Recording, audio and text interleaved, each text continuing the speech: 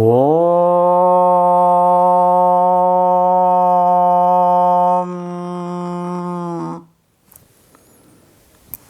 Namaste. Hope all are happy.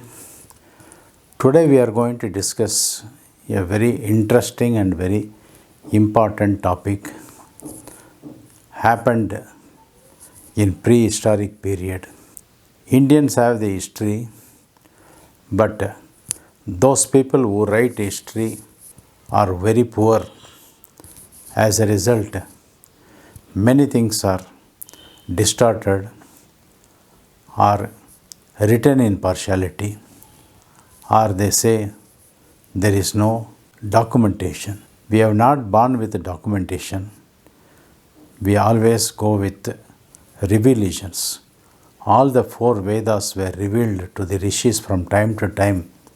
That is the reason the great sages, great rishis have not even imprinted their name on the Vedas.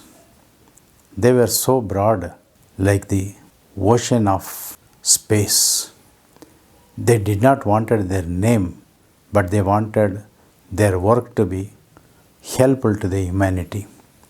Today's subject or today's story or today's prehistoric happening we are going to discuss, and those who meditate upon these facts will really get enriched spiritually, physically, materialistically, and the experience would help them to fly from whichever direction to whichever direction they wanted to go, from whichever valley to whichever peak they wanted to jump.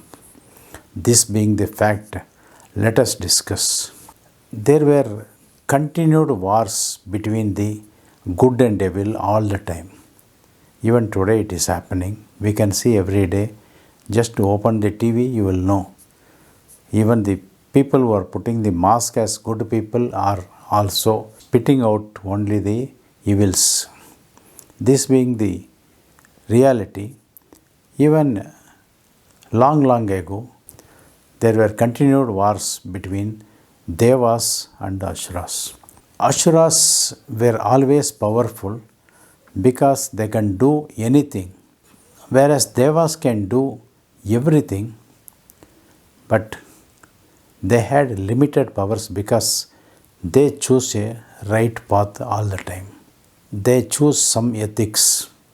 They choose some respectful methods, whereas the Asuras did not bother about any methods or the ethics of the war or whatever it is. They were so ruthless. As a result, the war was going on and on and on. Each day by passing, the Asuras were gaining strength. Then the Devas had to come and request a Suryavansha king, who is almost a sage, asking that particular Suryavansha king to come and support them. King Mandata is the 17th in lineage of Suryavansha. His son is King Muchukunda. Devas approach King Muchukunda as they are not able to take the onslaught from the Asuras. They seek his help for winning the war against the Asuras. Muchukunda agrees to help the Devas in the Indraloka, in the heavens. Muchukunda installs his younger brother Purukusta as the king and goes to the heavens to fight the war against the Danavas, the Asuras. The war goes on and on and on for so many years. Nobody knows how many years it goes on. The war continues with full vigor till such time the marriage takes place between Indra's daughter Devasena and Subramanya, Kartikeya, Muruga, Shanmuga, Kanda. After having married Devasena, Lord Muruga or Shanmuga or Swaminatha or Subramanya becomes the commander-in-chief of the army of Indra at the heavens. Till such time, the war continues for long years.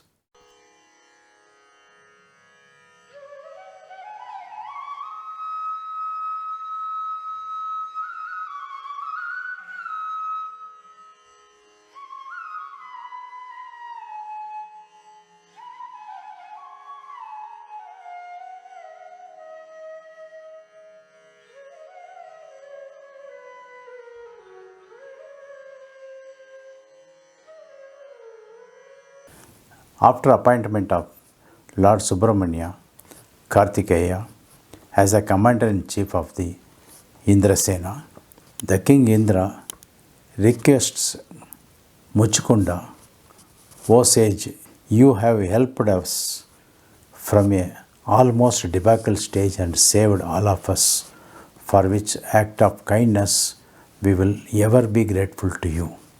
One day in heaven is equal to 1000 years on earth. You have fought for us for 1 year on heaven.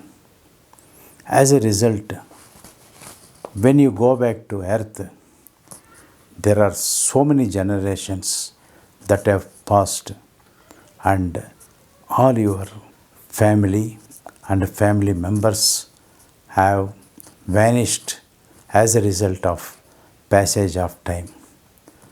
We will not be able to help you in any way, and we will not be able to grant you salvation or moksha. Beyond this, whatever you want, please ask us. We are ready to grant you and relieve you from here. Having heard this story, that he fought for 1 year in heavens, which is equivalent to so much of here on earth, and all the children and all the many lineage have vanished from the earth. Sage Muchukunda asks for a simple boon. He is very tired having fought the war. As a result, he says, I am very painful. I am feeling the pain of losing my entire family. I have not seen. I am also very painful physically, having sleeplessly. I have waged the war against the Asuras.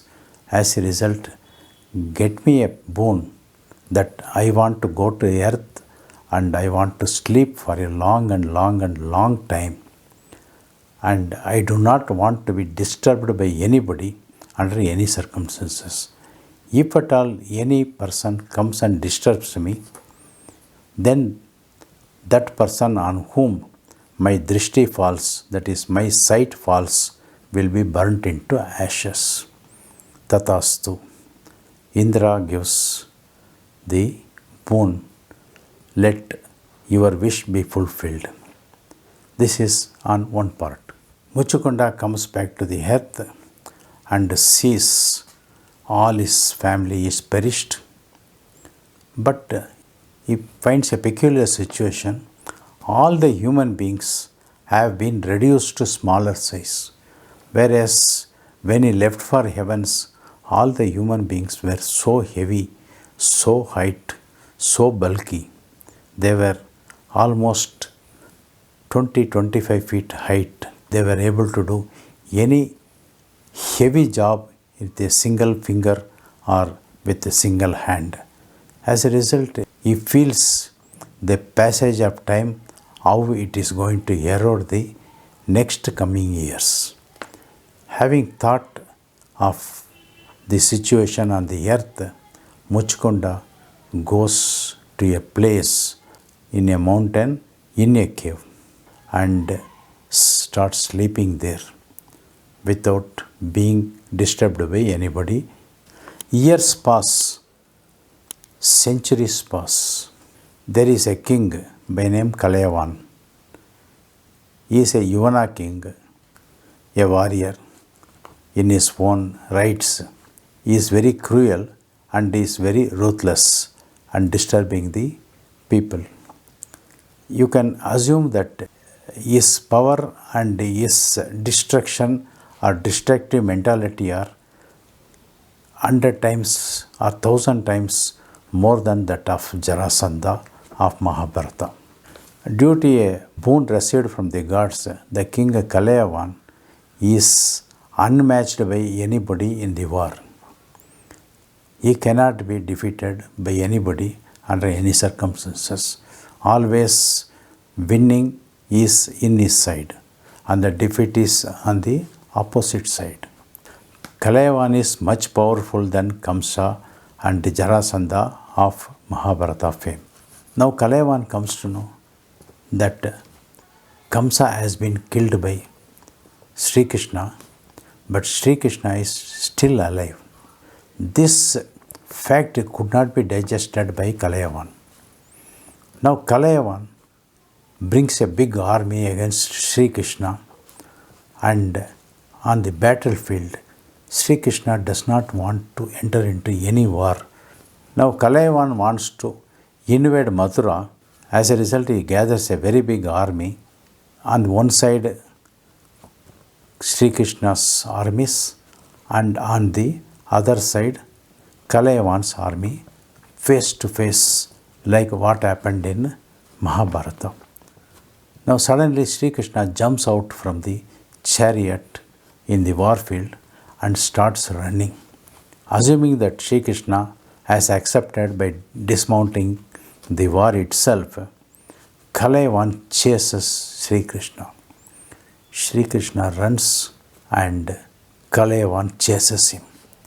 They run and chase is happening. After a long time, Krishna being chased by Kalayavan, Sri Krishna enters a dark cave.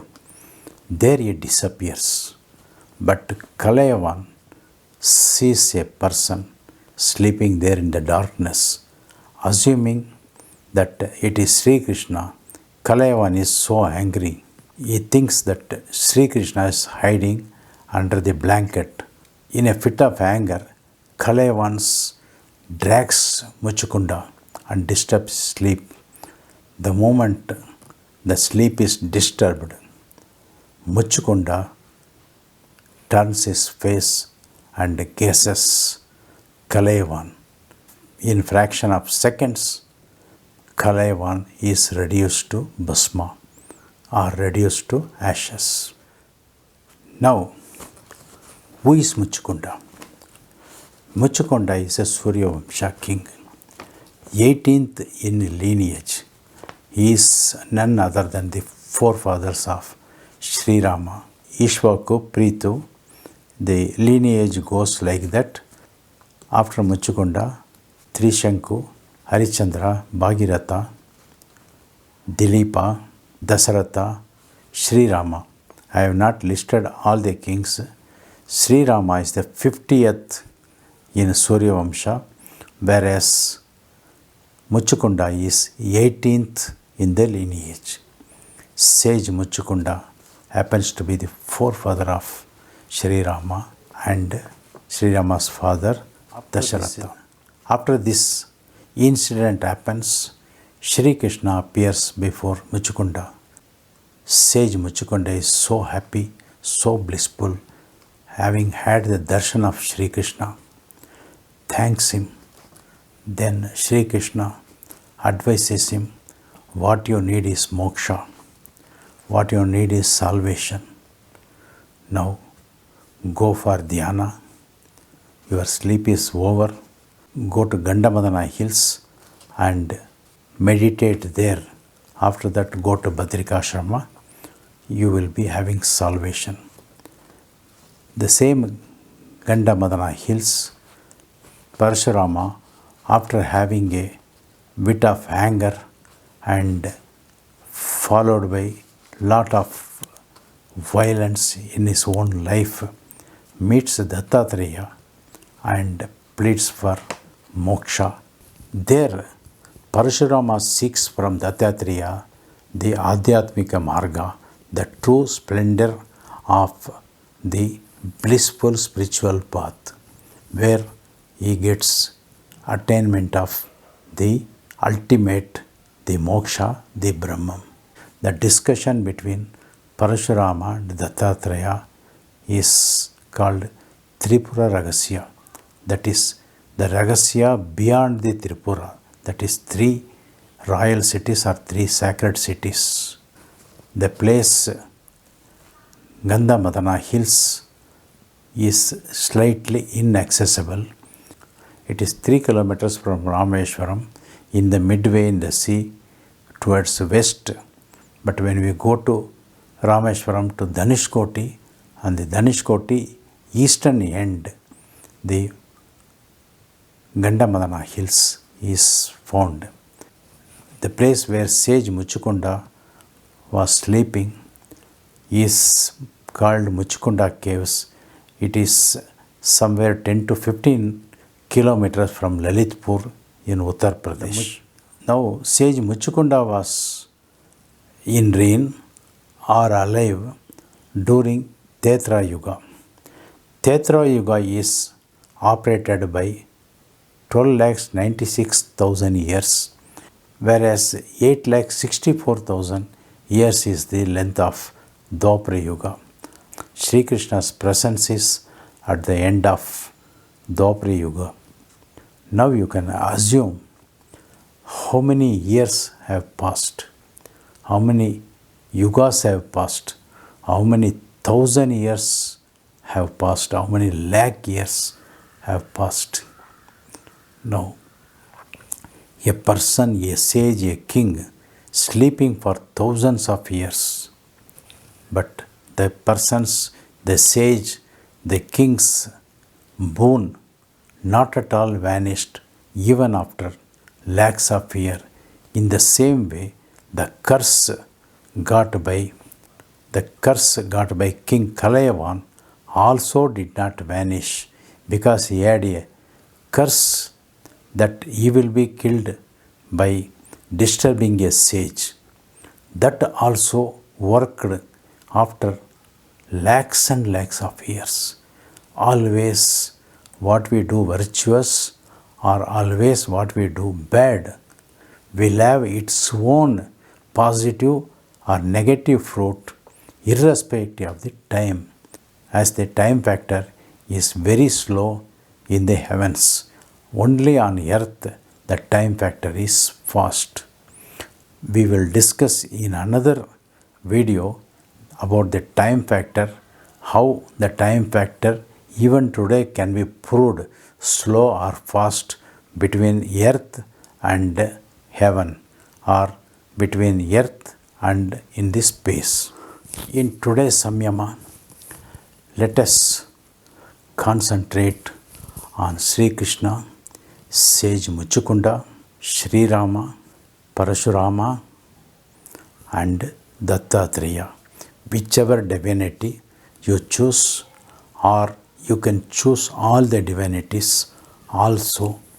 Let us bring in front of us all the scenes like a movie, what we discussed now, and pick up some points, some knots here and there, and put our Samyama through Mahavatar Babaji, Siddha Mandala, Kari Siddhi Yantra, so that we will get connected to the space and time if required, from where we may be connected with anything or everything.